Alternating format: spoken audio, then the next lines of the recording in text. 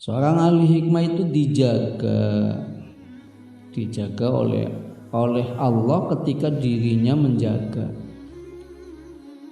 Jadi betul-betul bisa memanfaatkan fasilitas positif sehingga tidak dipengaruhi oleh fasilitas negatifnya.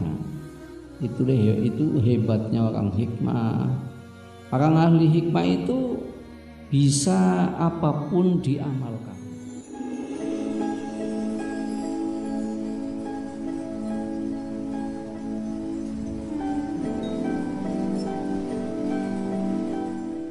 Makanya Luqman Al-Hakim diceritakan dalam tafsir, Luqman Al-Hakim disuruh memilih antara menjadi nabi dan menjadi ahli hikmah.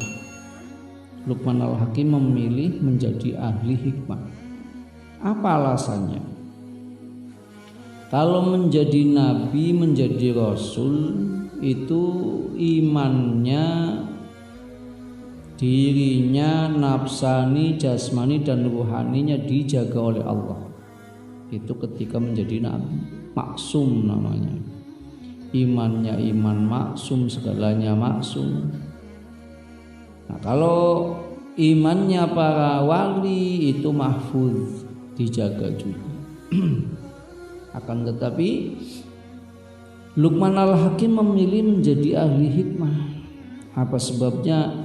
Sebabnya kalau orang hikmah itu biasa, imannya tidak maksum, tidak mahfuz, jasmaninya, nafsaninya, ruhaninya juga tidak mahfuz.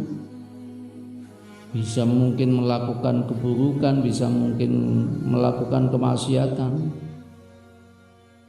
Dengan kehati-hatian yang seperti itu, maka orang yang biasa menjadi ahli hikmah itu lebih luar biasa dibandingkan martabat nabi. Ini nabi loh, bukan rasul. Martabat nabi. Seorang ahli hikmah itu dijaga oleh Allah ketika dirinya menjaga. Jadi betul-betul bisa memanfaatkan fasilitas positif sehingga tidak dipengaruhi oleh fasilitas negatifnya. Itu hebatnya orang hikmah. Orang ahli hikmah itu bisa apapun diamalkan. Jadi konsepnya sederhana. Kalau orang hikmah itu banyak sekali nasihat-nasihat Luqman Al-Hakim. Dengan konsep yang sederhana itu intinya apa? Intinya taat kepada Allah.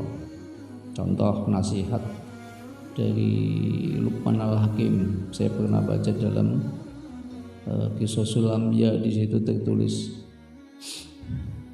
la tasum siyaman tarikan lis-sholati fasum siyaman jaliban lil ibadati.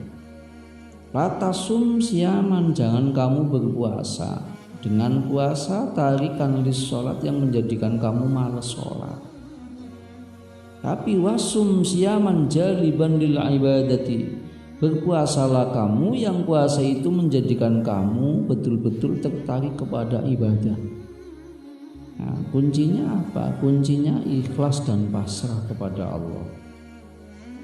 Jangan niat puasa ini, niat puasa puasa itu, tapi niat puasa lillahi ta'ala, niat puasa mujahadatun nafsi, merangi hawa nafsu.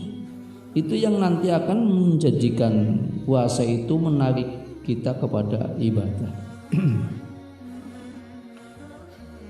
Nah, kalau orang sudah seperti itu, ya insya Allah tidak akan menentang siapapun, apalagi menentang para nabi, para rasul Allah.